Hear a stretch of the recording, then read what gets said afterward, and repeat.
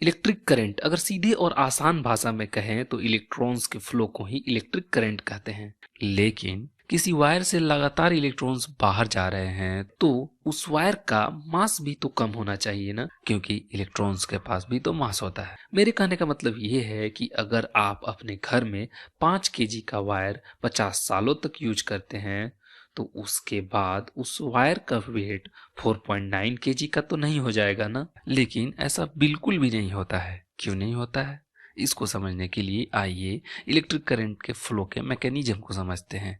चलिए मानते हैं कि एक वायर के अंदर 3 एटम्स हैं, 1 2 3, जिसमें एटम 3 बैटरी के पॉजिटिव टर्मिनल से कनेक्टेड है और एटम 1 निगेटिव टर्मिनल से। जैसा कि हम सभी जानते हैं कि एटम्स के अंदर इलेक्ट्रॉन्स निगेटिवली चार्ज्ड होते हैं और अपोजिट चार्जेज एक दूसरे को अट्रैक्ट करती हैं, जिसकी वजह से एटम 3 के इलेक्ट्रॉन पॉजिटिव टर्मिनल के पास चले जाते हैं। फिर एटम 3 पॉजिटिवली चार्ज हो जाता है, जो अपने पड़ोसी एटम 2 के इलेक्ट्रॉन्स को अपनी ओर खींच लेता है।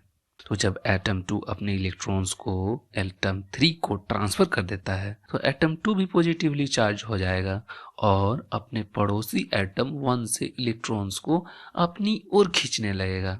फिर एटम 1 क्या करेगा कि अपने इलेक्ट्रॉन्स को एटम 2 को ट्रांसफर कर देगा, जिसकी वजह से एटम 1 भी पॉजिटिवली चार्ज हो जाएगा। फिर एटम 1 के पास एक निगेटिव टर्मिनल कनेक्टेड है, जिसके पास बहुत सारे इलेक्ट्रॉन्स हैं। फिर एटम 1 पॉजिटिवली चार्ज होने की वजह से निगेटिव टर्मिनल से इलेक्ट्रॉन्स को अपनी ओर खींच लेगा। तो इस तरह इलेक्ट्रॉन्स निगेटिव टर्मिनल से निकलकर पॉजिटिव टर्मिनल तक एक वायर के माध्यम से पहुंचते हैं और यह प्रक्रिया तब तक चलते रहती है जब तक किसी वायर के दोनों एंड्स पे निगेटिव और पॉजिटिव टर्मिनल कनेक्टेड रहते हैं।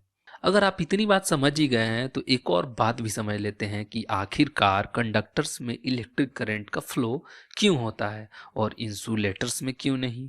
तो कंडक्टर में इलेक्ट्रॉन्स न्यूक्लियस से इतने फ्रीली बॉन्डेड होते हैं कि जब भी कोई कंडक्टर पॉजिटिव और नेगेटिव टर्मिनल के कांटेक्ट में आता है तब पॉजिटिव टर्मिनल कंडक्टर के इलेक्ट्रॉन्स को आसानी से अट्रैक्ट कर पाता है और निगेटिव टर्मिनल इलेक्ट्रॉन को आसानी से रिपेल कर पाता है।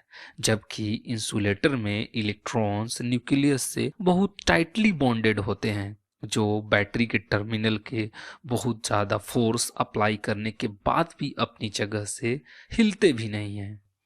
तो हमें उम्मीद है कि आपको ये वीडियो बिल्कुल ही पसंद आया होगा। तो कृपया करके अपनी पसंद को लाइक, शेयर और सब्सक्राइब करके जरूर जाहिर करें। धन्यवाद। Thank you.